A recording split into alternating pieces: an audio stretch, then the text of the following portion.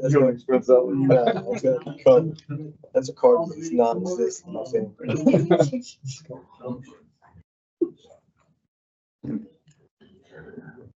Better call the meeting to order, 6 o'clock.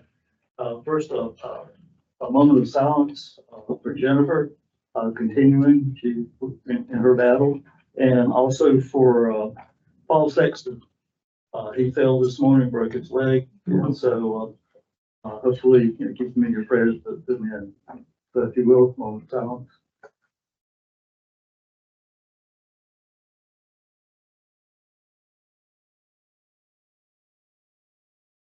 Thank you. That keep Paul back on the bark and pledge of allegiance.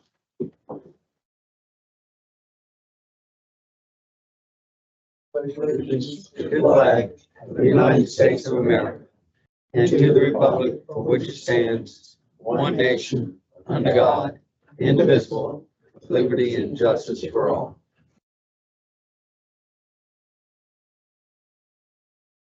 Comment.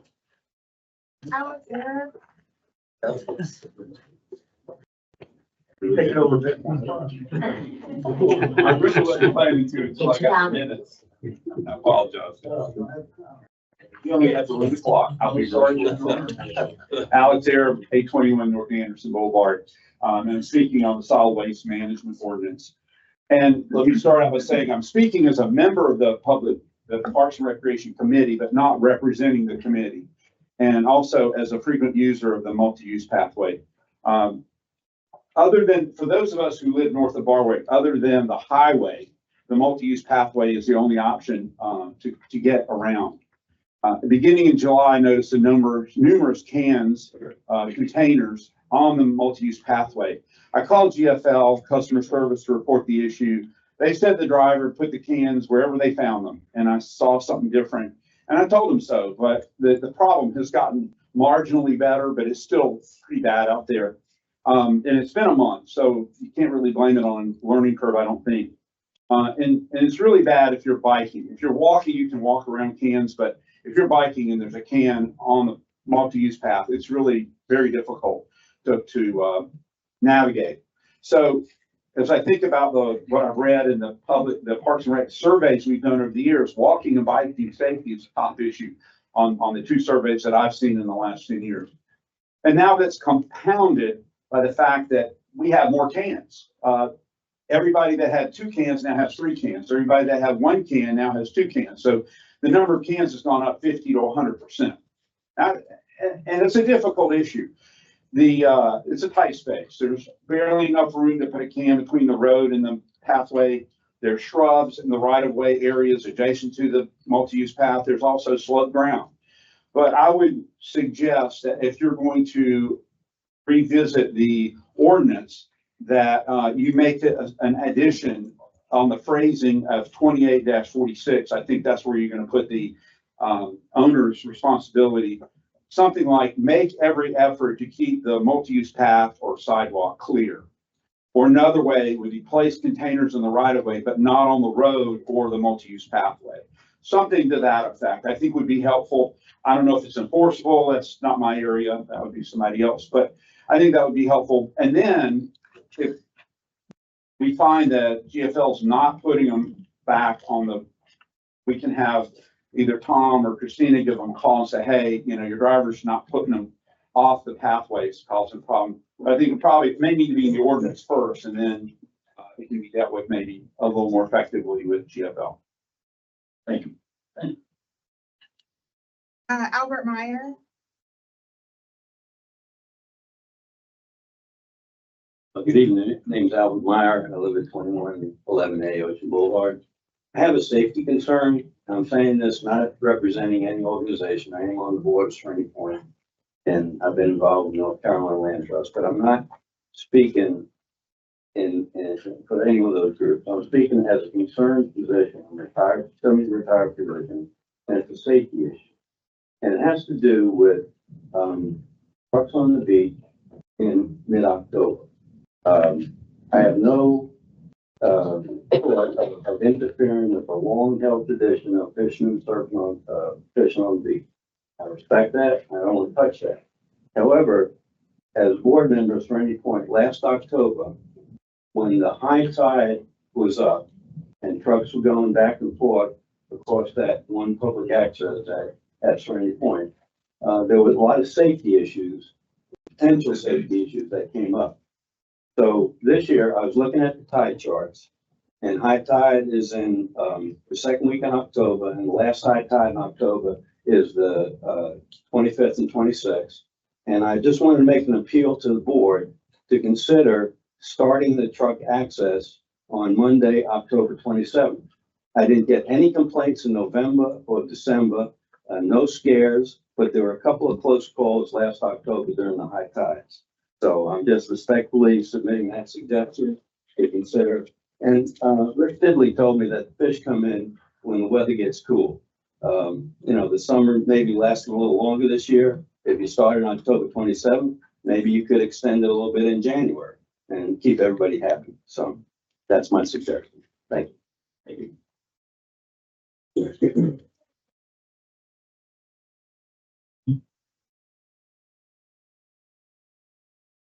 Yeah, I have a couple of comments that came through. One was from Ms. Holly Martin. She received a handicapped person that received a ticket on the side of the end, parking in a non-handicapped space. We haven't really addressed that particular case, but just to let her know, I said I would bring it up to the board. And we've instructed staff to look at it, see how other towns are handling specifically of that issue. And we'll try to get back a report to it. The next is Todd Walker had requested a right-of-way acquisition possibility at the end of Croc Avenue as it enters the sign. I think this is part of the Parks and Recreation review that we need to know how that's going to be handled across the board. I don't think this board is willing or interested in giving up any property that we might need. And also in this particular case, he does not live adjacent to the right of way. So under the normal procedure, the right of way, if it were abandoned through a street abandoning or closed street, the property would go to the adjacent owners. So you would have to negotiate with that owner to buy property, not us. So I just wanted to let him know that we have position there. Next is Tank of the Year presentation. This is a new one for me. Yeah. Thanks.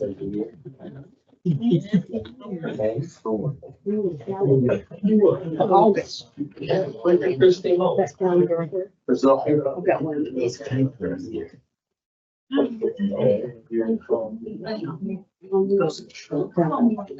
Okay, fair enough. Like it's so much easier. All right. Thank you for your time. We wanted to celebrate an award that you guys received. And what I'll do is I'm first going to go into a quick slide presentation just to kind of give you some background on how we got to where we are. My name is Scotty Wilkins, been with utility service for 28 years. Our service center is out of the Greensboro area, so we're not too far, and we manage a lot of assets in this area. This is Michael Anderson. He is the Tennessee High Performance Coding Representative. This is Kerry Houck. He's the director of our South region. So we came here to present this. So if you want to go ahead and click. What we typically do with our customers and our clients is pre-construction meetings, inspections, renovations. We talk about, see, these are our priorities as a corporation: safety, emergency services, communications, quality, engineering, and water quality. A lot of times we look at these assets and we look at the aesthetics on the outside, but it is as important to make sure the interior is cleaned routinely. That's part of the service that the board approved a couple of years ago, to make sure that the water quality, have a clean glass to store your water in. Okay, next.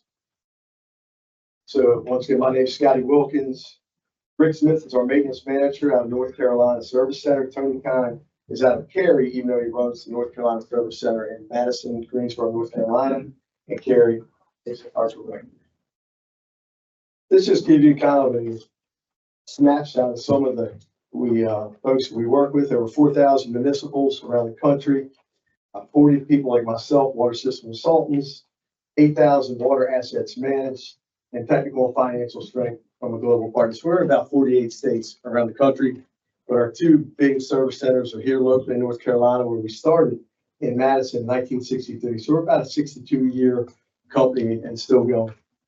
Some of the services that you guys have already experienced, steel and concrete assets, water quality, mixers, RCS, TRS. One thing, at some point in time, a couple of years ago, you guys were having some challenges with water quality. The board, through a couple of workshops and deliberation, you were here, I believe. Yep. We started off with a mixer and then we went into a power vent. We still weren't hitting the benchmarks we wanted. And so that's when they employed us to put in an aeration system.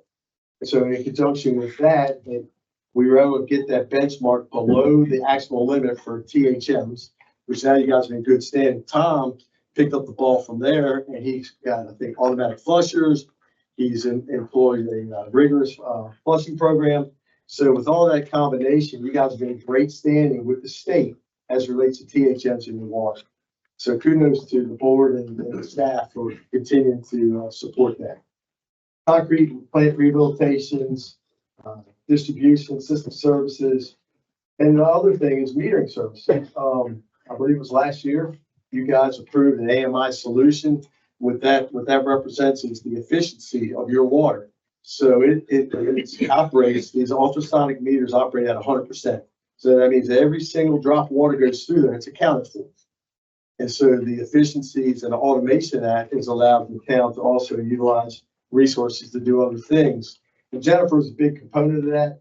We've shared with Connie and Christina and Tom that you guys have unlimited training. So if we have to come back here 10 times in a year to retrain or to cross train your personnel, there's no cost to do that. It's just trying to be a good partner to you guys. Next. Just once again, we typically do about 1,500 renovations a year, 6,000 inspections, 100+ years, oldest tank in our program. So when you look at an asset, a steel asset, the only thing that keeps it from corroding or deteriorating is a barrier on the inside and outside. And that's where Dynamic and the high performance coatings that we use help to keep that from happening. We have about 120 crews that we run, 35 here locally in the busy time, 25 in the off time. But keep in mind, North Carolina, we work year round simply because our temperatures are pretty friendly to us. Our crews up north, they probably go to about October and then they're shutting it down till March. They allow them to come this way and work with us. Next. These are some things like how this project started. We had some pre-construction meetings, our inspectors, and we discussed what the scope of work was going to be like. There was a great concern, I believe, if you guys can remember, there were giant curtains around this tank, looked like Casper and Ghost. The purpose of that, because it's in a residential area, is to prevent any kind of overspray or spillage onto residential areas, cars, vehicles. We won't talk about Connie. We were doing a repair and something that came off the tank and actually damaged your car, and I think we made it right, didn't we? Yeah. Sure. That was, one phone call.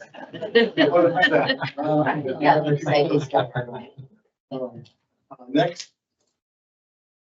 So these, this is a partnership. We've been working with Topsail Beach for probably since '99 when the tank used to be behind Town Hall. And you also had, I think, an old glass tank back there. And so we watch you guys progress with new technology, new water tank, and things of that nature. But typically, we have an annual meeting. If it's going to be a renovation, you're into the inside of that tank is scheduled, I think, in 29, 3.5 years from now. But we will go in there and we will blast it to bare metal and put a high build epoxy coating system. It's like almost like a porcelain. But we're using now not 100% solids. What is the 82% solid? So just for your edification as the public, the older coatings have a lot of VOC, volatile organic compounds, and there's a cure time it takes when you are painting glass in the tank. And there's a lot longer cure time, but around the country, in some areas, what would happen, they would prematurely put the tank back online, and you get odor in your water, like almost like a chemical smell, because they cure out. So the state of North Carolina, EPA, I believe, is a mandate that we have to use 82% or better solids in our coating system, so it cures out faster. And on top of that, you don't have to worry about the VOCs leaking back into your distribution system to cause any kind of issues. Mid-year meetings, I'm here pretty regularly. We've worked with Carolina Beach and Wilmington and all these other coastal environments. So we pop in here pretty regularly, especially since we're working with guys with AMI and aeration and his staff, all the other things that are related to water and sewer. And, you know, listen, we're not perfect. We're the first one to stand up. We make a mistake, we own it. And so that's part of a partnership for us. It's not the mistake or what happens. It's a solution that we're willing to provide at that point in time. Next. Inspections, you go next. These are the two different inspections you guys have employed. So we do a visual inspection where we have a crew come out here and we're looking at structural integrity, coatings, safety, sanitary, and security. And we have a scorecard each year that we provide. And then we send engineering reports back to the town for records, do record keeping. And then the washouts every other year, I mentioned earlier, the purpose of that, a lot of people think, well, why do you even wash the tank out? You guys are blessed. The state of North Carolina has a lot of manganese and iron in your water, which is inert. If left on, you know, unless you don't do anything for many, many years, it could actually have a negative impact on the coating system, or it can become bacteriologically charged over time. At 77 degrees water temperature, water becomes susceptible to bacteriological growth. So by getting in there every other year and getting it all cleaned out and disinfected, and once again, we call it the clean glass theory. So you, the citizenry, can be assured you're getting the best quality water that Tom and his team work hard to produce. Next. Renovations. This just talks about, so within the services we're providing, all your exterior and interior renovations are all combined. And so you don't have to wait till 11th hour when it's gotten so bad. Like this tank back here years ago, I remember we had to blast and paint it, but we had to replace probably 6 sway rods, struts, a lot of the structural components because of this aggressive environment were left unchecked. And so we make sure that we're hitting it on probably, I think here it's every 7 years on the outside, probably every 10 on the inside. And so those are two of the major works. It takes a lot of planning with Tom and his staff because we had to take the tank offline. We had to make sure they put a notice out to you, all the citizenry, to make sure you're aware of what's going on. But typically, there's a lot of planning, and we have what's called NAICS certified inspectors, engineers that oversee the project. So we have a crew that we have an oversight. Another thing that I've never mentioned before, we're under ISO certification. If we're a third party, you guys have audits every year after you approve a budget, bring this audit. Same thing for us. We manage, like say, 5,000 to 7,000 tanks around the country. At the end of each year, all these reports that we generate around the country, we have a third party that audits our crews, our inspectors. If we don't meet that standard, we lose that certification. So we have a lot of redundancy in our checks and balances to make sure you guys are getting what you're paying for and getting the best service possible. Next. So these are, like I said, our key hallmark things that we take care of. Safety, we have probably one of the best safety ratings in the country. I climb tanks. Michael climbs. I've got the big guy here. We have to do. We're working on him. And so safety is a priority for us. We have an EMR rating of below 1. I think it's like 0.82.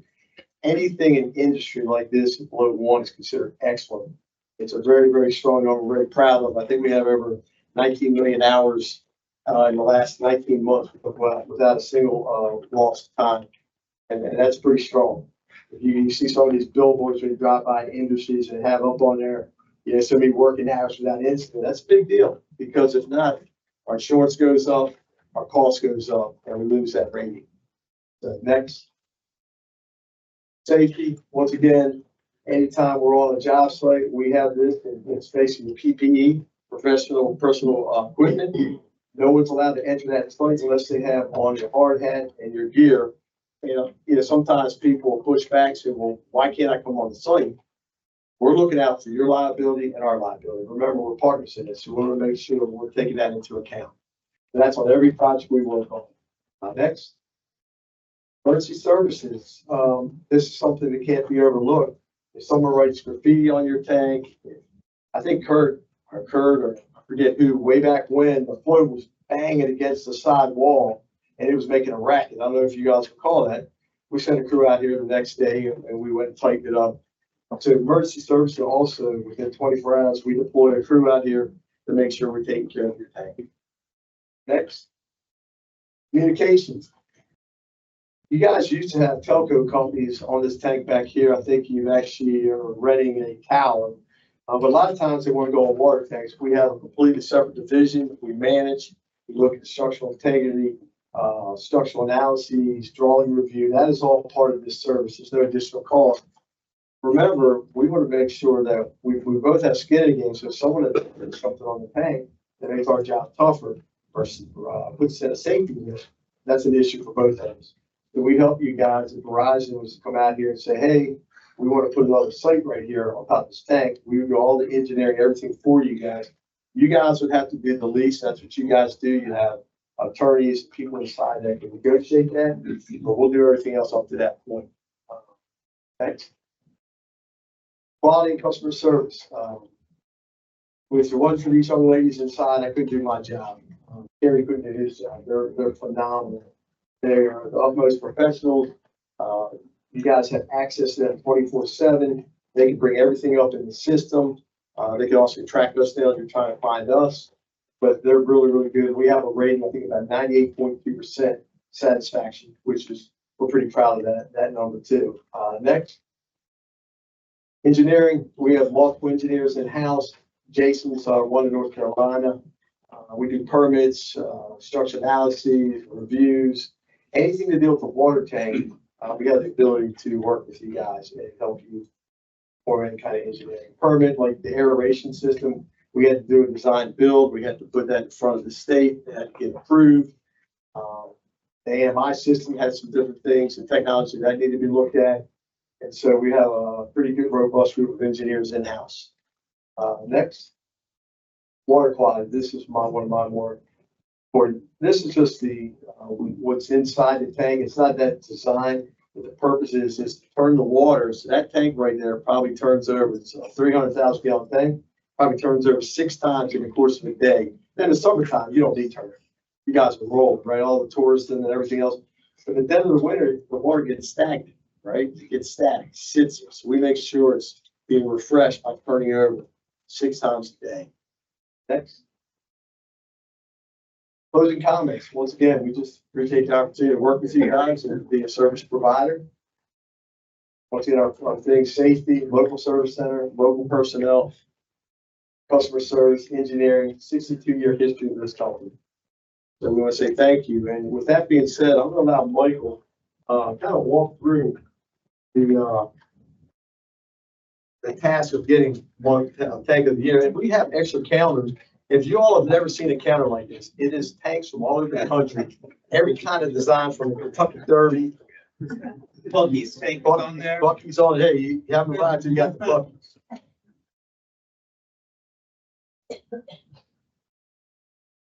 Too funny. Guys and ladies, good afternoon. I'm so excited to be here and honored. Thank you all for having me. My name is Mike Anderson with Topsail. We're the cement backwards company. We're a paint manufacturer, and I call myself a paint nerd. I love paint and I love working with paint. And so I'm excited to be here because this is something that we hold truly special at Topsail.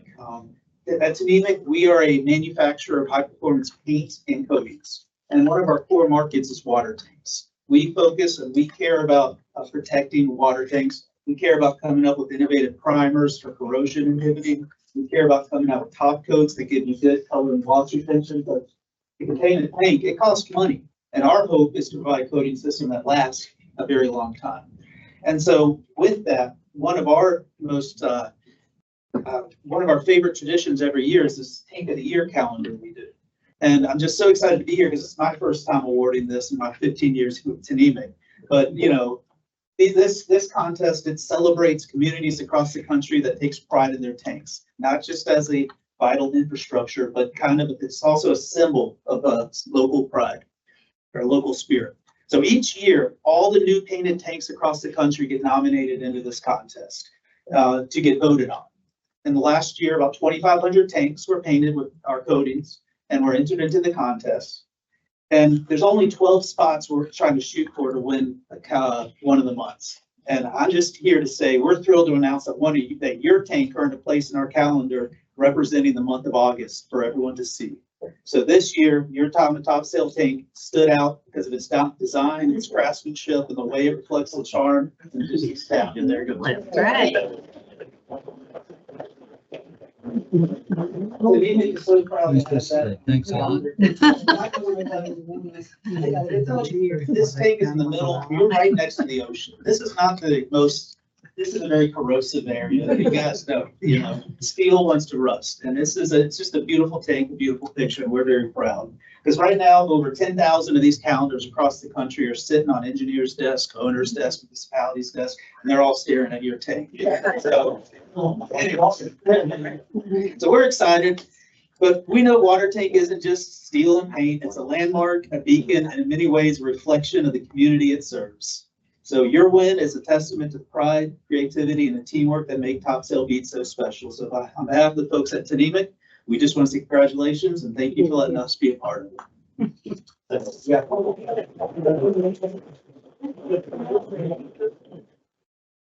And we have one calendar, we're gonna leave on the table, so if any citizenry want to take one home, please, you're more than welcome. Congratulations. I'm sure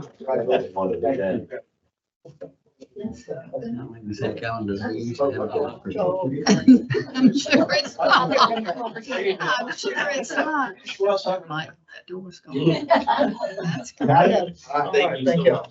Thank you for your time, appreciate it. Thank you for your partnership, really. Thank you. Thank you very much. Thank you. And it is a great looking tower. Thank you, Colleen. Thank you, guys. Thank you.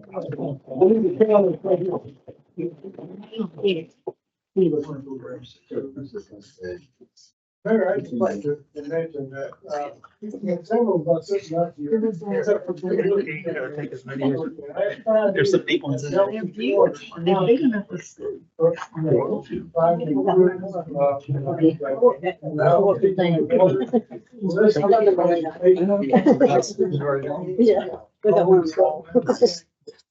Really nice to have a feel good presentation here. What's going on with water? Because in the last few months, we have realized that our water system is in great shape. It doesn't need any major, repairs or capital improvements or anything. As long as we keep doing the same kind of things we've done in the last several years, working with, this group that just spoke.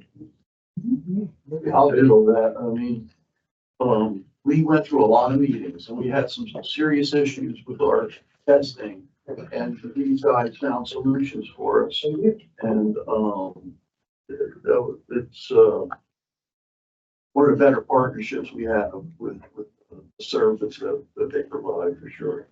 I just wish we had the other Topsail sign on the south side. And I'd like to point out that those firefighters have a lot to do with this because they're out there regularly flushing the system and keeping the whole water system north south. It's made a big difference along with the stuff that's going on in this bank. Those guys and Tom Hedges guys, all are actively involved in keeping the water system in good shape. Well, I want to apologize. I got ahead of myself for, I wasn't used to getting an award. It was nice, but I didn't, respond to the closed session. And just our closed session tonight was a real estate matter. We instructed the staff, to pursue and get, additional information. So I just wanted to bring you up that was what that meeting was about. Mayor's Minute. First off, I'd like to introduce Maggie Kern. And she is our UNC fellow for this year, or I guess next 10 months. She's going to be working with staff on personnel policies and a training and education program for staff. She's going to be with us for 10 months, so I want you to please welcome Maggie.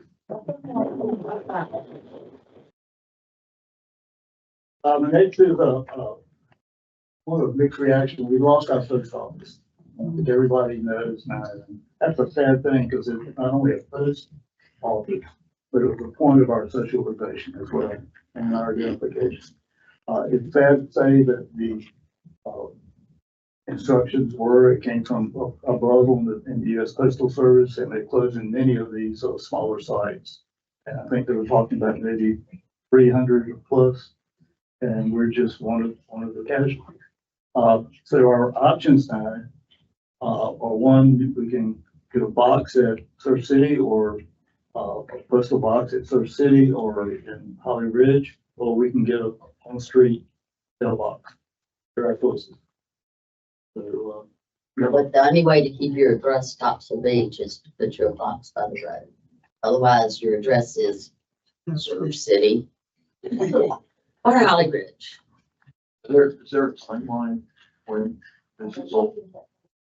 yeah, I think they're in date and, they gave me a form, So we're gonna message all our residents, all residents. Is it? Not everybody knows. unfortunate. Okay, next is the approval of the regular agenda. Any changes, additions?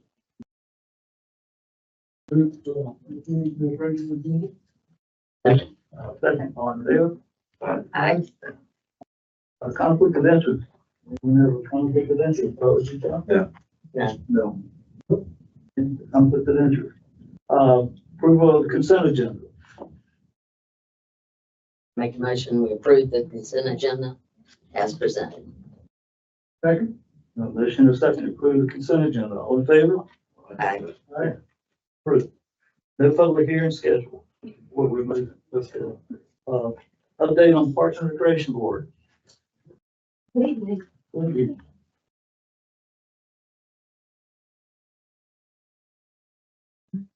Hold this thing on down a little bit. My name is Cindy Averett, and I'm the chair of the Parks and Recreation Board. And I have two of our members here. Alex, I think, has given some updates for me when I was unable to make it. I live in Lillington, so it's quite a drive to get back down here for your Wednesday night meeting. But we have a couple of places here at Topsail and have been here for over 20 years. And we are proud of that community spirit too and feel part of this community. And I'm excited to be able to help that community by serving on the Parks and Rec Board.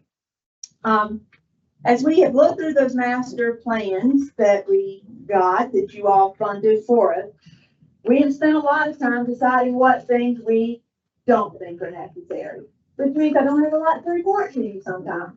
But it takes a lot of time to decide the things that really aren't necessary, that were included in that master report, such as classes and additional staff, things that we just don't think the town can afford right now and probably really doesn't need.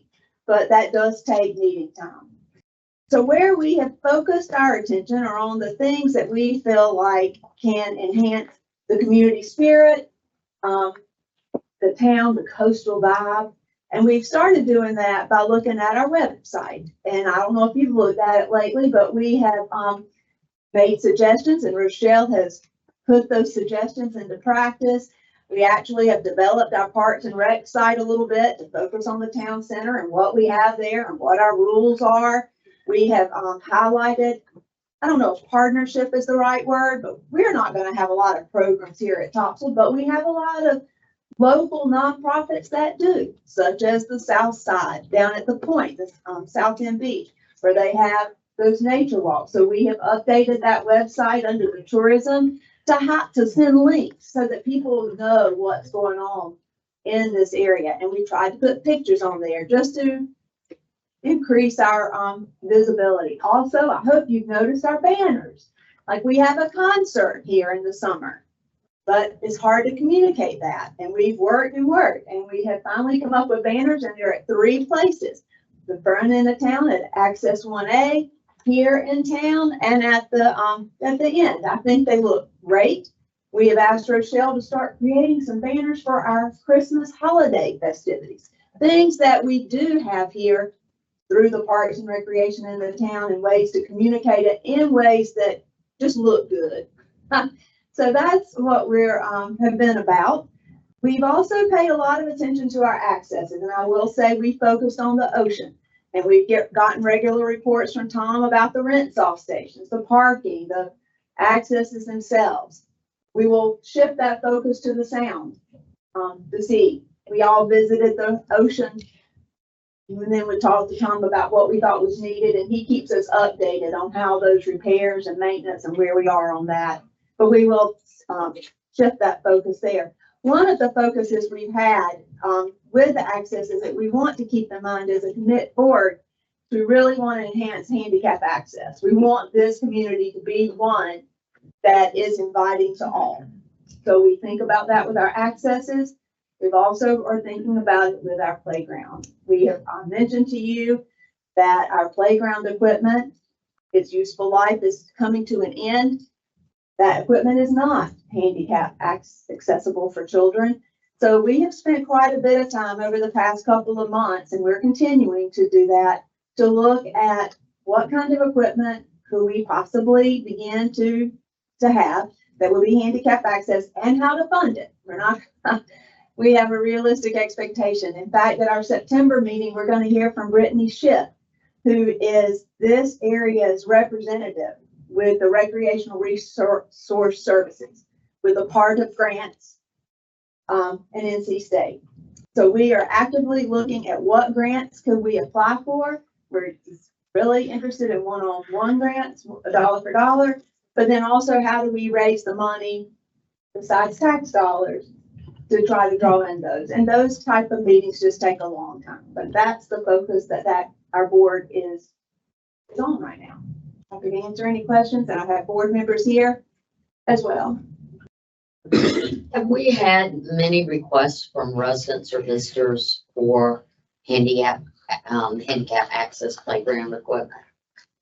I don't know of a request per se. I don't. I know through the master plan, that was one of the things suggested. I know we have access wheelchairs here that people use, and I do think people use the ramps that we have that are handicap accessible. Sometimes people don't know what you don't have till they have it. Yeah. I do think that it helps with grant funding as well.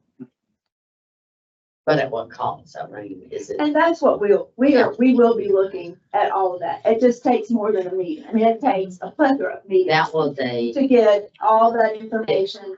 So I don't want you to think when we come up here and don't have something new every meeting that we are not very actively engaged. Knowledge takes a long time to acquire. that playground equipment gets a lot of use. It does, it does. We have a date for Christmas. It's the Saturday after Thanksgiving, whatever date that is. I'll tell you, could we put a banner, because the banners are good, could we put one in the town park? I think we normally do have, what do you mean, the long ones, the new ones we have? The new ones. Yeah. There is one, it's not right at the park, but it's right at the entrance, yeah. It's right here, it's right here in this downtown area. We also have ideas about where we might put maybe bigger banners. I mean, we're full of ideas about communication. We've wondered even about the side of the Bumblebee Tower where there's no windows and it would be high enough up for people to see. If we maybe just tack them, I mean, we've asked Tom to see what it would take to put some hooks up there, and then whether it would be amenable for y'all to do that. But that would be a very highly visible place. The problem with communication around here and signs and banners is we don't have a good place that doesn't have a lot of traffic. But here, you probably may not have noticed the sign that's here because there's so many cars parked downtown. It's very easy to pass it without seeing it. We don't have a place like Surf City where you have a highly visible place that doesn't have a lot of other things around it, obstructions. We think that Bumblebee Tower might be a great place. We're not, but we're tossing it out there as a place we could put something. And the next concert in the park is It's Thursday. Next Thursday, no, it's next Tuesday. Next Tuesday. Tuesday, and we are going to have a food truck available for this particular concert. And we'll see how it goes. It's the big truck. It's called These Dogs. Hamburgers, hot dogs, french fries, very friendly for the concert. So we're just gonna give it a try. It's gonna be sort of a try, and see what happens. So please come out. Yeah. Mayor, before we move, could I excuse Joe Bell? Those are great. They do look good. Thank you. motion, thanks, good. What the hell is very All in favor? Aye. So, yeah.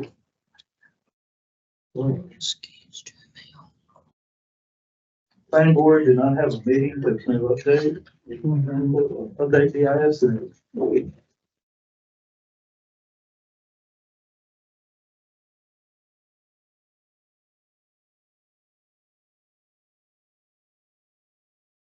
I appreciate our adjusting the microphone down now to my level.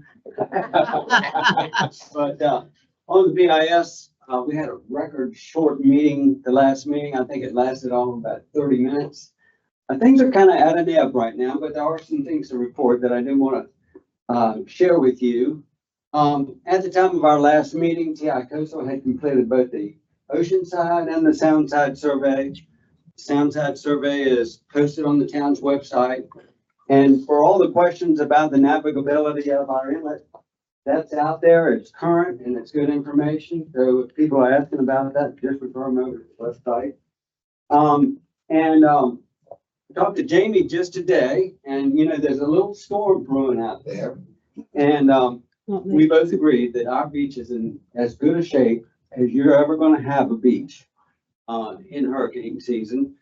And Jamie made the comment that he thought our beach was in better shape than any other beach they deal with in the southeast. So I think we need to thank them, and we need to thank you guys and our town for making sure that that stays a priority for us. We have also received from TI Coastal a somewhat finalized 30-year beach management plan. The only thing it needs now is for the town to say, yep, we're good, because I think it's pretty much changed everything that we asked them as a committee to change. So with that approval, Connie's going to run through the finances one more time, make sure that they're right. And with that, we'll be able to support that to the Coastal Resources, forward that to the Coastal Resources Commission for them to have a hearing. At their last meeting, they had 2 of those 30-year beach management plan hearings. One was, one was Carolina Beach and one was Kerr, if I'm correct in that. But anyway, that's a standard activity. As of our meeting, we were just shy of $6 million in the BIS fund. And so we're about where we were supposed to be. But with things lining down, we're supposed to have a meeting this coming Thursday, and I think it's going to be canceled because there's not a whole lot to be covered at this point in time. But I did want to also mention in that same breath that there is going to be a Topsail Island Shoreline Protection Commission meeting next Thursday at 2 p.m. Some of the issues that we're looking at there, John brought this to our attention, is about where is FEMA going to be if we have a natural disaster. And he's sharing concerns that he's related with some not congressional, but state representatives in Brunswick County. And they have sent so much money to the western part of the state, there's not a whole lot of reserves. So we're kind of in an exposed position. So we've also kind of looked at that issue on a national level, talking with Jack Best, who represents us, Congressman Mauser's office. And he has given us information about, there is a FEMA bill of 2025 where there's a bipartisan move to make FEMA once again an independent agency, a cabinet level agency, and to streamline that. But it's legislation, and we don't know if that's going to make it or not. So we're also expressing that concern on the state level in terms of where are we going to be?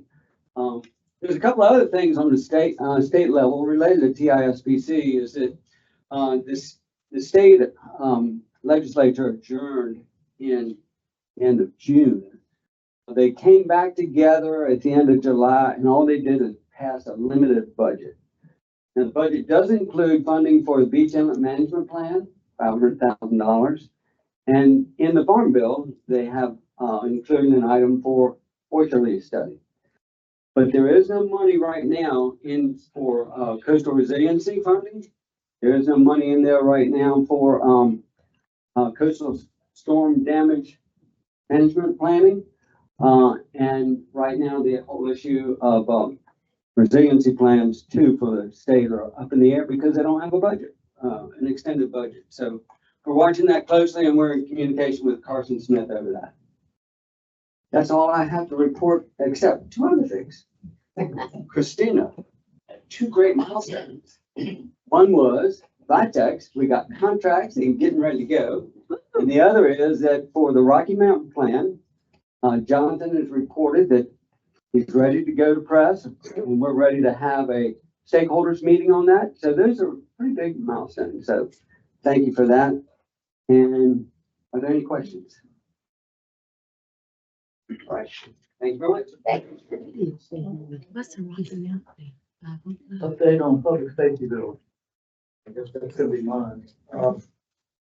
It's kind of limited, we're in the process right now, we've had some great meetings, and, we were given direction, for, I guess, more of the public to streamline, our request, keep it under a certain budget, and see what we could do with what we have.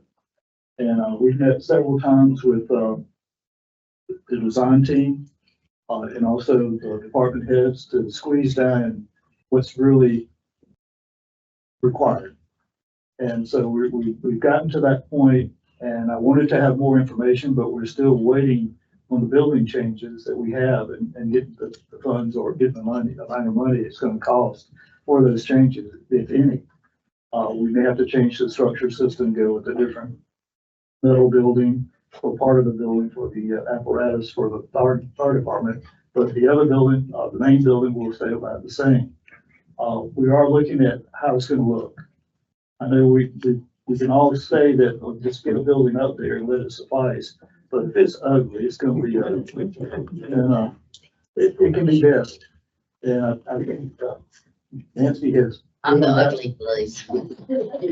She has driven that home, and I think, the architects are finally realizing that they're not gonna get by. So we're looking at the roof line, the way, we blended in with I guess, the towers, and make sure it fits our community and is not an eyesore for the future. So we're proposing a meeting for the 28th of this month at 6 o'clock. And we should have everything from the pricing to go through and let everyone see what we've come up with. And I think that would be a good meeting. 6 o'clock, I didn't look at my calendar because at 7 o'clock, it's the NC State ECU. I apologize. Oh, well.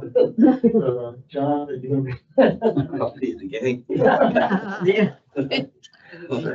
But that's the meeting. And we should have more information then and look forward to it. I think we all would be pleasantly surprised. Do we want to look at a different date if, now you ready to be there? Well, Another day. NC State versus him. you follow me. You got a lot of NC State people. in this Yeah. room. Yeah. Right? And be one of them, but, you know, have to. What about doing it on Wednesday instead of Thursday? Yeah. Is there anything on Wednesday? I don't see anything right now, not in the evening, of course, so. It's. You're talking about the 27th? Yeah. Are you on it? Could you do the 28th? Yep. Well, John, could you stream it at the game? Sure. I just need to see a render. Sure, it looks great. Well, following. After Labor Day. We're looking at Labor Day, we have as many people as possible. That's fine. Tuesday, the second. Yeah. You did the second. Yeah. Joe, can you do? Yeah, Joe. Maybe till after Labor Day. Yes. You don't take? Yeah, okay.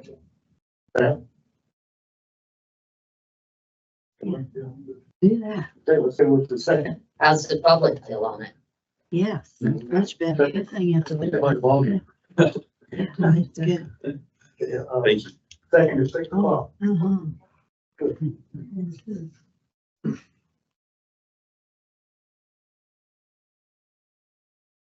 So you're patient on that. Okay, the next is the discuss and consider vote on funding the request for historical society. I'm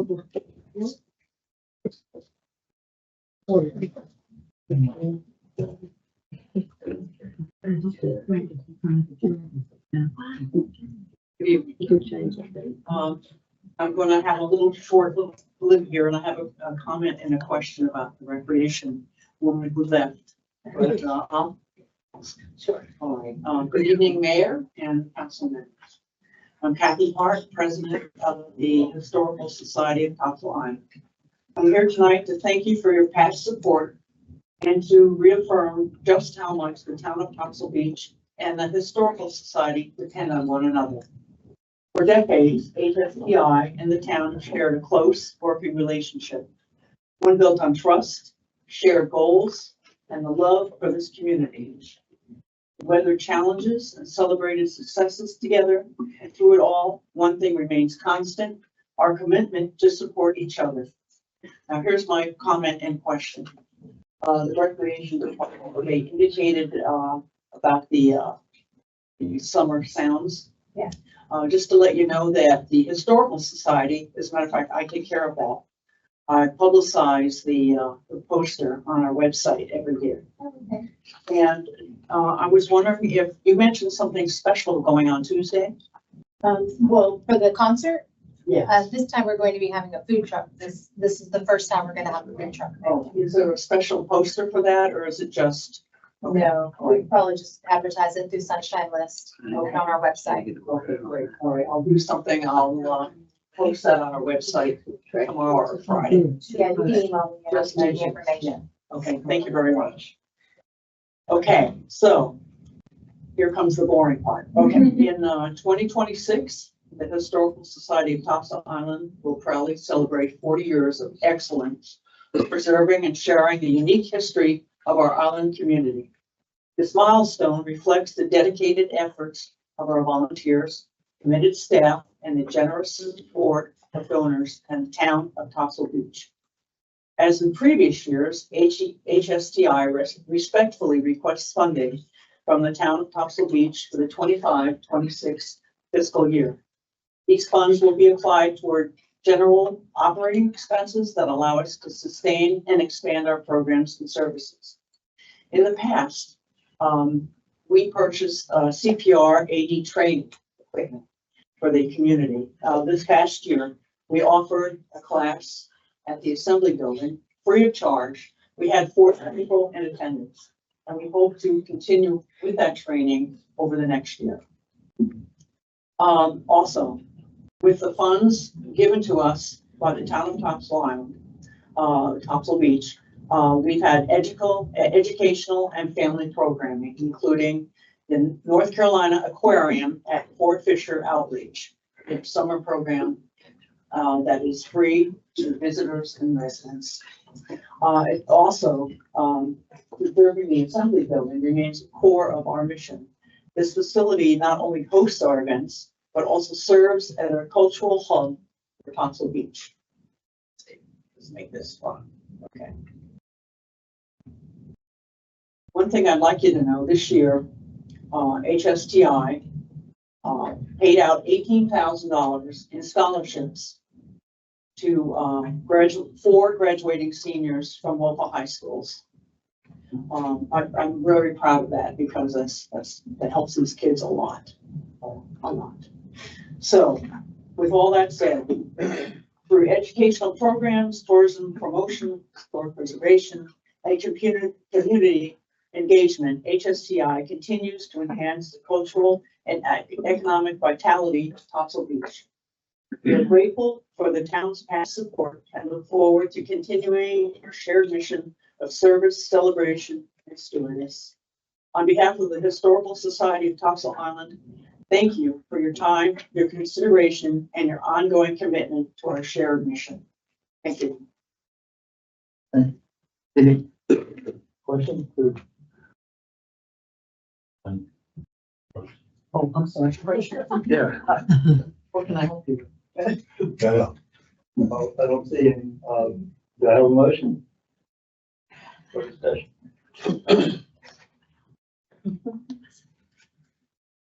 move that we make a, grant of $10,000 to support HSDI. I second. Have a motion and a second. Have a vote, all in favor? Aye. Thank you. Thank you very much. Thank you. Opposed? Discuss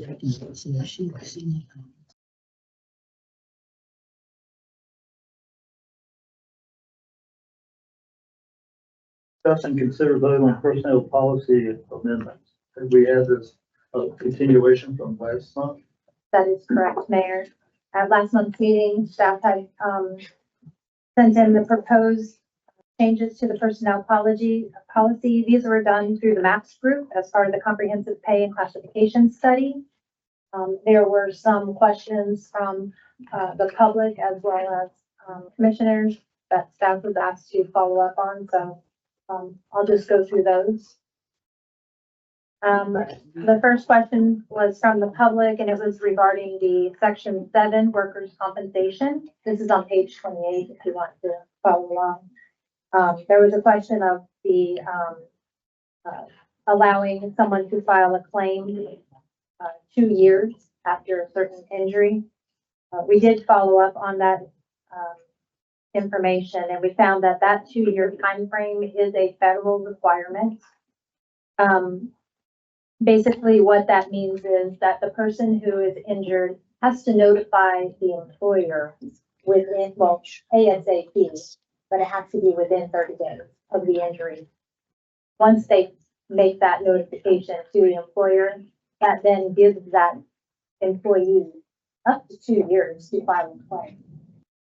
So now there are certain responsibilities or certain forms that have to be filed from the employee to make that happen. But, so it, in the paragraph, the second paragraph of that section, it does say responsibility for claiming compensation under the Workers' Compensation Act is on the injured employee to notify the Human Resources Officer so that claims may be filed with the North Carolina Industrial Commission within 2 years from the date of injury. So, that's just, we can't change that. Let's see. Also, I want to say that in the first paragraph of that section too, it does say that all employees are required to report all injuries arising out of and in the course of employment to their immediate supervisors at the time of the injury in order to appropriate action that may be taken. So in order to get that 2-year clock to start, it's their responsibility to notify. So, and I also want to let you know that as far as what was proposed to be amended in the personnel policy, there were no changes to the workers' comp section. But I just wanted to clarify the questions that came out of that. And the second question that came out of that was comp leave for non-exempt employees. There was a question about how comp time is paid out when an employee leaves. So we have to comply with the Fair Labor Standard Act, which requires us to pay out their comp time when they leave. That's a legal obligation that the town has through the FLSA. We also have on page 15 of our personnel policy, it does state in there that comp time that is accrued must be taken first before you can take any vacation or sick time. So we want them to go ahead and work that comp time down. As I mentioned in the last meeting, the town's internal policy is that we do not allow employees to accrue comp time. That's an internal policy that we've decided to do. It's somewhat of a liability of having that comp time on the books. If we decide to change that as a policy, we would have to notify our employees and do, but we could if that's what we're doing. How is comp time handled? Is it paid that week or? We don't, if they have, we don't allow comp time to accrue, so either they get overtime or they take time off hour for hour. Okay, gotcha. But there was a question of whether if we don't allow it, why don't we just remove it from the personnel policy? And I think at this point that would be a mistake because we could potentially need to use that for a backup. So I think leaving it in there, having the internal policy covers us. Another mention on that was in the policy, it says employees can accrue up to 240 hours. and 480 hours for public safety employees. This is the maximum allowance by law. So that's why it's stated like that. Again, we have in our personnel policy specific to Topsail Beach, if you approve more than 100, it has to go by the town manager first and be approved. So we do kind of have that catch in there as well. So hopefully that answers the workers' comp questions. The next question was in section 7, page 31 of the policy. This is vacation leave used by probationary employees. The original policy did not allow a probationary employee to use vacation time until they completed satisfactorily their probationary period. This is either a 6-month or a 12-month period, so it was a big ask for an employee not to take vacation for those time periods. So we had originally proposed at last month's meeting to strike that out. It was brought to our attention that maybe we want to put some time in there. It doesn't necessarily have to be the entire probationary time, but some time. So staff took that into consideration, and we have changed that from what you saw last month to employees serving a probationary period following initial employment may accumulate vacation leave, but shall not be permitted to take vacation leave during their probationary period for the first 60 days. We can certainly change that, amend that if you feel like that could be less or more. But so this says that for the first 60 days, they can't take vacation. And that's how it is in your revised version. And then lastly, the question referring to the human resources officer in the personnel policy. Should we have that listed as such if we do not have that position in our grade and classification that was adopted by the board? On page 6 of our policy, it does say that the town manager shall appoint a human resources officer or perform this role, him or herself, and delegate any or all of the responsibilities of the HR officer. So by the town manager delegating that and designating someone, even if it's not their title, this covers us. So hopefully that answers your questions. The amendments that are before you tonight are the same, except with that change of the 60-day employee probationary period for leave. Eric, can I ask one question? Sure. I'm sorry I'm taking up your time. I meant to ask this before, but I want to make sure before it's passed. That still allows us, right, to restrict vacation during the summer months, right? You as a supervisor have the authority to deny a vacation request. It just means that they can do it if it's approved. But it's easier if it's actually in policy, then it's not up to my discretion. I can understand that. Steve, do you have any comment to that? Yes. No. So, it's all in accordance with law, it's a policy decision. I just want to make sure that I still have the ability to restrict vacation during summer. You do. Okay, thank you. Good, thanks. Additional questions? You got a question, you just don't want to answer it. In 30 years of hiring employees, the issue that came before me many times, you hire someone, they have a commitment to a vacation that they've already made plans and paid for.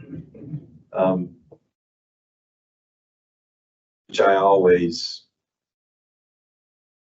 honored. A pre-existing vacation plan.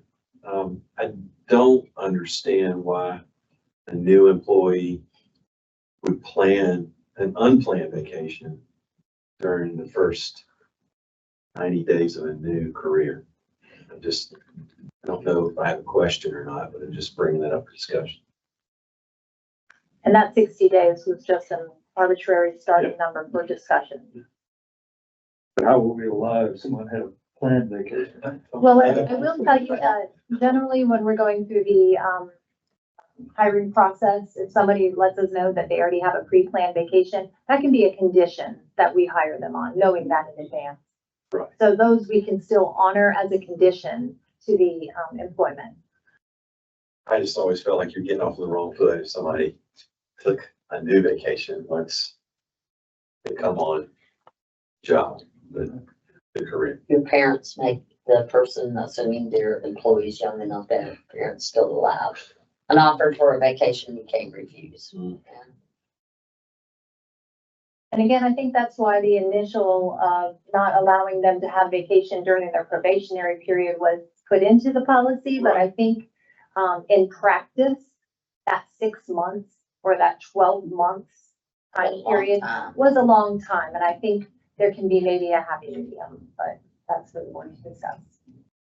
But is it also not the department head have the ability, to Sam's point, to decide or make a decision on a new hire? Sure. Some events happen.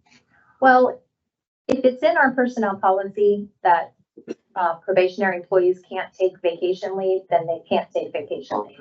But if it's in there that they can do it after 60 days, but then day 61, they put in a request, it can be either approved or denied by the. It gives you optionality. And a step around if they had a 1 or 2 day vacation, they want to work extra to get the comp time. Work. I know in the 70s, if you got a job, you were happy. They couldn't pry you out of that position. So, I remember those days too well. So, you have further discussion? Any other questions? Make a motion, we approve it. Have a motion and a second. All in favor? Opposed? Thank you. Thank you. Discuss proposed amendments to the solid waste ordinance. It's all the interest. We are certainly not looking for any action on this item tonight. This is really just to start the discussion. The solid waste management ordinance, section chapter 28. We really just reviewed it. Our main concern was to go through it now that the recycling center has been removed. Take out any of the language that referred to the recycling center. But as we did this, we thought it was a good opportunity to go through it and make sure that it is how we want it.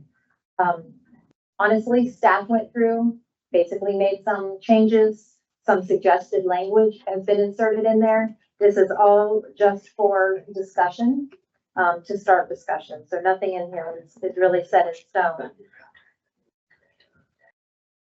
I guess probably we can go through these things. Page 3 of 5, location of containers. We sort of we've moved the original language to another part of the ordinance that I think would fit better. And we added some language that basically said, if it's not on a scheduled collection time, that the garbage recycling containers must be stored on the premise, but at least 10 feet away from the right of way. Again, this is just for discussion. That was what we threw in there to start discussion. Is that something that the board would like to see, that they have to be pulled away from the road when they're not on collection day? Do we want them to be pulled up to the house? Do we not want to say where they need to be listed or placed? The problem is if you put that in there, then you've got the problem of enforcing it, and I think that's gonna be a challenge. That is correct. I mean, anything that we put in here, we would have to do enforcement on. I will say that we do have a code enforcement officer currently. So that's who would be the one that would enforce it. I'm getting more complaints on this issue than anything else. And that the loss of pushback is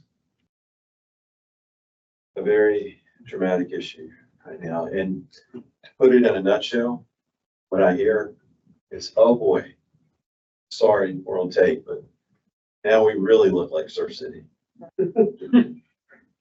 God bless you. Yeah. We eliminated the pushback years ago, 2 years ago. 2 years ago. 2 years ago. I think that The question is, I think it was mentioned in public comments, we just have more cans. So it's a bigger problem. So I think it's more recognizable, everybody sees it. I know Surf City, I mean, I think we're gonna have to continue to discuss our transition to this new vendor. Because I as well could get a lot of calls and emails. And, I'm rolling cans back on my road, like probably everyone else. I think we just have to, look and discuss. I'm glad we have a starting point. Yeah. But I think this is gonna be ongoing. And I think we're gonna have to look at it because I think that we need to probably look at it after the season's over as well. Because it might not be that there'll still be a concern, but not as big, maybe, different things. I'm gonna bring up Surf City too. They have hired summer help to do rollbacks, and there's a gentleman on an ATV, or a young man, and that's all he does all day is roll garbage cans back. That's interesting. Yeah. That's interesting. So I think we have to start looking at some of that maybe for next season. I think it's just a seasonal thing. I mean, my rental properties next to me don't even bring them back. They leave them out there all week. They walk their garbage out to the street.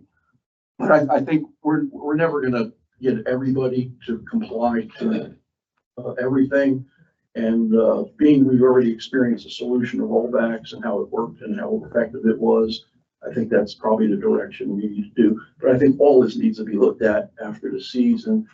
But to your point, some of these things that you have in here, I'm okay with all of them as a starting point. But I think it's gonna be a continued discussion for sure. I agree. Well, the complaints that I keep hearing are you're charging more and more, but we're getting less and less for that service. And I didn't realize, I mean, we're tied in this unless somebody gets really creative for 5 years. And it hasn't gotten off to a great start. Having, 3 trash cans instead of 2 makes it harder for a lot of people. I don't know what they have in those recycling bins, but those things are heavy, much harder to roll up and down for a female than the trash carts. And the breakage of the lids going down Bridgers, I've called them every single week with at least 1, often 2 or 3 lids, and the wheels. Yeah, I've had both of mine, the wheels broken off. So I think we need to try to see what can we do to help the residents trying to enforce this and penalize them for not moving them back. It's gonna be awful.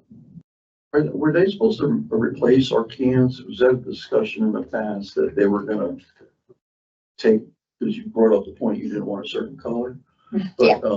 But, Anybody else want pink cans sitting outside the road? if they want their logo GFL, is it a different can that we won't have wheels falling off and tops falling off? Because our cans didn't use that machine. I mean, that type of machine. The reality is that we've had these cans for a very long time. We were the owners of them, and we would, fix the wheels and fix the wheels and fix the wheels and fix the wheels. And these carts they're not in great shape, I'll be honest. So what the carts that GFL now owns, because they own the carts that we have, they're not in great shape. So now you have a truck with a mechanism that's a little bit harsher than a human. And so these wheels they're breaking off left and right. But what they're doing is instead of coming back and replacing the wheels, they're bringing a new cart. So I'm hoping, and I feel like it already has been as far as the complaints we are receiving at town hall. That's getting better. And I think the more carts that get replaced, the better off we'll get. And the new carts they're bringing, they aren't as big and heavy as the recycling, are they? No, they should be really the same carts that we have now currently. We asked them to have that completed by a certain time. Well, and again, I don't know that it's gonna be a complete change out. It's kind of like as it happens, they're changing them out. So, but I can certainly ask them. I would like to know if they could, part of, because of the problems we're having, because of everything you just mentioned. Sure. To say, okay, by March of next year, before the season, all our cans are replaced and can accommodate your machinery. Don't rush it. Over a period of time, they could do that. And when people are watching, they're probably gonna have broken cans and call you. No, they're gonna call GFL. Yeah, I noticed that on the website, call GFO. But it's a long, I don't think we're gonna solve anything tonight. No, We're certainly not. addressing it, but I think it's gonna be ongoing. As far as your point about the cost of garbage, I mean, when we went through the budget session, it was, we didn't raise it any more than we needed to. But we just started charging for the recycling. Yeah, I think we were charging whatever in the recycle center. There was a recycle fee that went up $2. I believe so. So I think it was 6 and then now it's 8. Yeah. That was then. But anyway, I mean, Yeah, that's- It seems like a possibility of checking with Surf City, whoever's doing the return program, whether it's a summer intern or something like that. It's one of their employees that they've hired. Yeah. I think we get a tracking on what's that costing. I can certainly look at that. And I think like that's a good solution. And maybe even in the long term. Same thing as our rollback. Absolutely. Yeah. we're charging $5 for rollback. For rollback, It was, I think it was $5. well, I think, Anyway, I think we built that into it wasn't Right. additional. Well, I will say that basically for this ordinance as proposed is, again, all up for discussion. It's probably best digest it. A lot of them are just cleaned up items, the special bulk item, vegetative debris. One of the things I just want to point out on that one particular, we really just kind of tried to make it more clear and list it. It wasn't very clear in our old ordinance. But one of the things I want to point out is that we did put in a time frame at which you can set your bulk items out. And that would be 10 days 10 days. prior to the bulk item pickup. I'm not sure that 10 days is the magic number, I but think we certainly have a lot of people that will put things out as soon as the bulk item is done, and we have more things out there to be collected. It'll be a month before we come back. So some kind of time frame maybe that, I think that needs to be looked at. sure. Because So we pick up on a Tuesday. we do and now, we're going yes. back 10 days from a Tuesday. That's a long time. A lot of Well, we people want to put make their sure the yard waste weekends out. are included. Some people only come for weekends, so we want to make sure we keep that in mind. And basically everything else is, cleaned up items, except when you get down to the 28-46, the responsibility of the owner. That's, also saying we put some times there when you can have your carts out and when the carts need to be pulled back in. Again, just suggested language for discussion.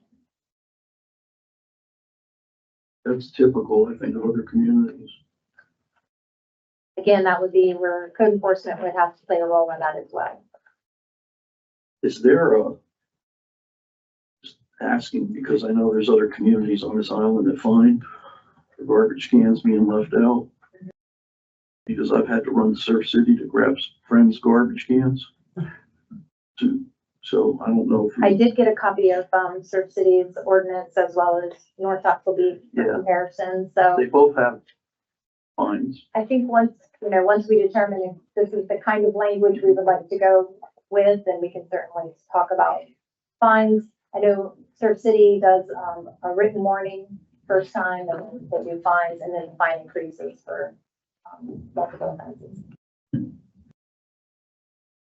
That would go to who are the property owners, it's a leasing agent. Property owner. Property Yeah. owner does the property owner. So Yeah, all fines go with the property owner. They could hire or, Yeah, well, they normally are agreed to lease their building and maintain it. They've got a cleaning group that comes in. A lot of times across from us, they'll come in and ignore the garbage can. Walk right past them, actually put stuff in. on a Tuesday or something like that, and just crazy. But, yeah. So food for thought, I would, encourage you to send any comments, throughout the month. We'll have this on again. But also for the public, please, it's on the website, take a look at it. Send in comments and feedback. Again, I think it's gonna be a couple of meetings, but we can work through it. Any questions or additional discussion? No, Mr. Mayor, but I do compliment staff. That they work. It's, they're a small town. And up to your suggested language, it's carefully crafted, organized, and it's worthy of compliment. Thank you, sir. Thank you.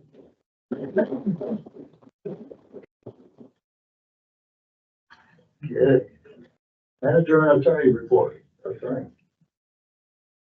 I am so pleased to report that they're relatively slow month. You're not the only one. We're even in and out.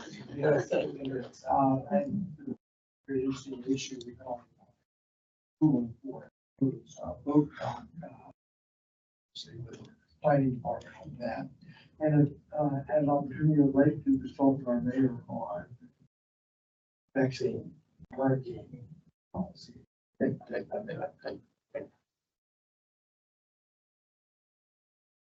Madam Manager. Well, I don't have anything more to report than what was in the packet. I just want to remind everybody about the concert that's, going to be Tuesday, August 26th. Not this coming Tuesday, 2 weeks out. Tuesday. Yeah. Starts at 6:30. The band's going to be Bacon Grease. They've been here every year since we've had the They're good. concerts, and they're very good. So I hope you can attend. That's the end of the manager report? Wow. Explain what you did. Each day. So what? I think. Well, on Monday? Yes. No, there is a written report from the managers that's included in the board packet, which is available online if you'd like to see it. It was a straight line, so there. This is great. Day by day, task by task.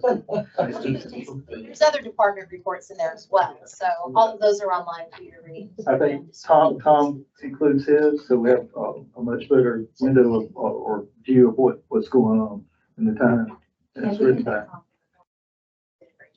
I think publicly though, maybe you can mention the paid parking revenue. That's what I was. Yeah, gonna that's say. just as just to make your report a little longer. Well, and just to highlight that. That's important. So- Yes, so our paid parking, this was for July. For the month of July, our grand total Topsail Beach revenue was $57,000. There was, let's see, 24,460 of that was the south end.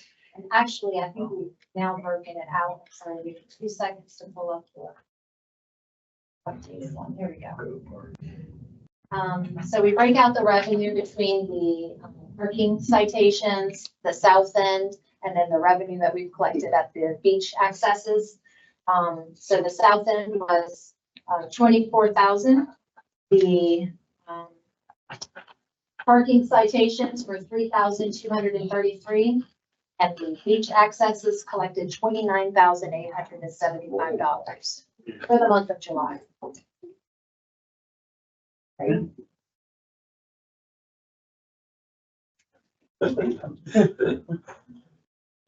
I wanted to report, and I won't go to, but I'm still proud of our interest. Yeah, I was getting ready to comment on that. We, for general fund, this month, we earned 30,248.08. And in our BIS fund, we've earned 10,741.59.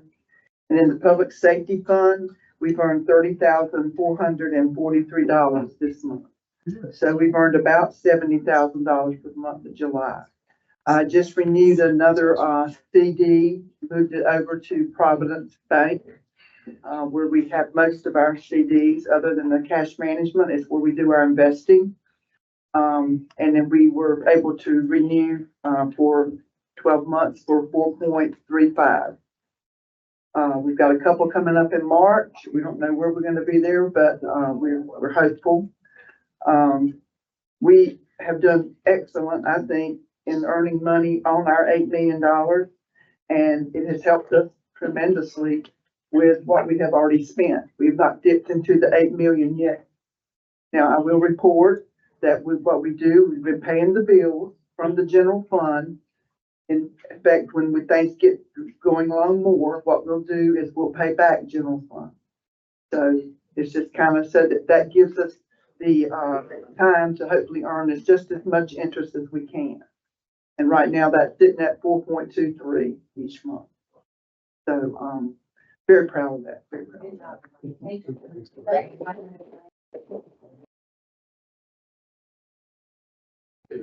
Oh, one more thing, I'm sorry. I had already mentioned it to the mayor, and I think Miss Nancy too, but yesterday we also had it wasn't an audit, but it was like a pre-audit. And that's on our 4 ARPA grants. We have the smart meter grant, that's 1,070,000. We have the water construction planning grant, which is 185,000. We have the stormwater, which is 400,000. That's we finished our assessment grant, water assessment grant, which was 180,000. But yesterday was the day for us to be reviewed and look at our policies and things that we had done to see how compliant we were. And we're glad to report we were 96%. So we still have to make about 4 more percent and we'll be at the 100%.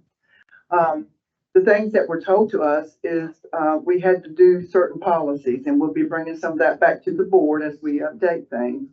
But when we did the first policies, we did as we were instructed, and now the NCDEQ wants us to update these policies because they kind of indicated there may be more money coming down the road. They didn't say that for sure, but they want all of the policies to be consecutive so that we are in compliance. But whatever money does come out, we would already have our policies in line and everything. And she did commend us, the team, that we had done a very good job. And she didn't, she said, I don't want to be one of the ones that you come back and, have to report or write you up or whatever. But we told her that wasn't going to be the case. And we also told her we were very transparent here at Topsail Beach, and we are. And I told her that if I couldn't find her with the email, I would call her. And if that didn't work, I'd go find her and get in my car and go get her. She laughed great big as she said that she really did enjoy working with all of us.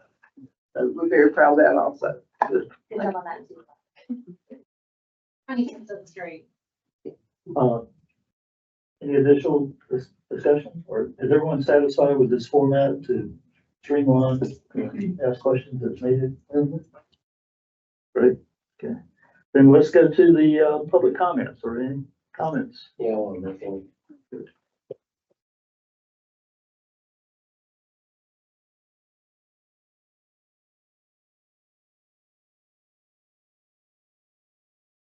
At Broadhurst, 212 North Henderson Boulevard. I was a commissioner when we built that big, beautiful tower out there. And I just got the biggest kick out of this. I think it is so cool that we got Tank of the Year, and it's on a, I gotta get one of those, because ever since that thing was built, every single time that somebody's in the car with me, my wife, one of my kids, neighbor, and we're driving down here, I always say, isn't that the most beautiful water tower you've ever seen? And my wife keeps saying, she is so sick of it. But I'm gonna take home a calendar tonight, and I'm gonna show her just how big and beautiful that thing is. So, yeah, I just thought this was great tonight about that tower. Thank you. Anyone else? Please. Mayor and commission reports. John Dennis, let's start.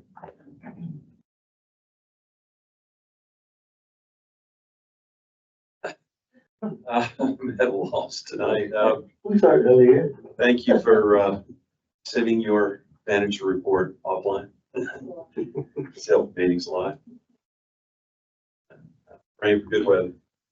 Please, Yeah. John. I too was delighted with the new manager's report. It was a pleasant surprise when we opened the packet, this weekend. So thank you so much. Big help. For those of us who work on the public safety building, it's not been, a lack of work to do, I'll tell you. But we're working very hard to try and get this, to something that will be, right for our employees and, the work they have to do. And, right for the taxpayers in terms of the amount of money that it's gonna cost us. Connie has been a big help there, working with the, cash flow issues and the interest, this is gonna work out. So please be patient and show a lot of interest. We have a couple of weeks from now, we have our meeting about it. Thanks. I want to second what John said. John has done a great job of keeping notes and communicating with the other commissioners and the town staff on what's going on, which is very, very important. This thing is moving rapidly now. And he is not on the aesthetic committee. He is on the detail committee. The aesthetic committee, because the look of it is very, very important. This is going to be one of the biggest buildings in our town, and it's going to be here for a long time. And the last rendering they give, I won't call names, but somebody said, well, that'd look nice if it was in Maple Hill. So we're really, and we pushed back and said, no, you got to come back. It's got to be form, function, and it's also got to fit within our community. And I think we're getting very, very close, and keeping it within the amount that the interest on the grant will be able to fund. So that's a huge accomplishment. And I also just want to add, I have had so much fun being the token female commissioner for the last 4 months that I have decided to run for election and see if being up here for 4 years is as much fun as the last 4 months. It's been interesting. We got an incredible staff to work with and a great group of peers. So thank all of y'all for supporting us and coming to the meetings. Unfortunately, there is a storm coming. I was wondering if we could message, at one time we had a process that we were gonna share with our residents of the evacuate. Just, I think it'd be a good time to do a dry run kind of thing with everyone. And to the point, just to remind, if we need to call a special meeting, that process as well. And I just think this would be a good opportunity for us to have a dry run at it kind of thing, as well as the EOC and all our staff. It's from what I see, it's going to stay out there and pretty windy, but other than that, I just think we should communicate, or remind everybody what our processes are. I'm sure everybody will be calling for passes and everything else like that, reentry stuff. The other thing I'd like to ask Sam, I know there's a big event at Larry's, and every time Larry's has an event, there seems to be a shortage of parking. So I'd like to ask you to have your guys just send us something on if there was any issues or any concerns that you have with any parking in that area. Because he's attracting good crowds, good for him. But his parking is very limited. And then the last thing I'd like to say is, Christina, you're doing a great job. And if there's anything else we need to, you need, I know you text me anyway, but publicly, if you need anything, from what I've heard, everybody's happy. And we're moving forward. And again, thank you for all you're doing so far. You're doing a great job. But from the public, it's been very nice, and I appreciate it very much. Okay, Christina and I met with the NCDOT and their long range planning in Virgo last week. And it was kind of disheartening that, we're kind of lost at the end of the island. We don't have a whole lot of roads. So DOT kind of ignores us. And, we always get low scores because the cost benefit. And I think they look at our base population and not our summer population. And then they say, oh, well, you know, we can do something better, like a sidewalk in Burgall is worth more than our multi-use path. And so, we're gonna try to change that. We get a little more active on that. And I think the people that have the squeaky voice get better results there. That was pretty obvious. We were, you know, a pretty low minority, you know, I don't think they knew who we were. And, so we're gonna change that, and that was good that we went there, and maybe we'll get some funding from it. So enjoy Labor Day. It's coming up, so let's look at the end of summer and go Wolfpack. They were doing a traffic count down here. I saw cores across the road in the town line. Okay. Yeah, not since, oh gosh, I think May was the last one we did. Yeah, they're good about notifying us too. Well, I usually go out with them and have them stake it down, so. I don't think they have, recently, but we have been getting them, 2 times a year, sometimes 3 times a year, just to keep the data. So I'll let you know when the next time comes up. Okay, I have a motion to adjourn. Second. Oh, he didn't make it. I make a motion to adjourn. Now you go. Second. Motion to second to adjourn. All in favor? Aye. Adjourn. Thank you all. Okay.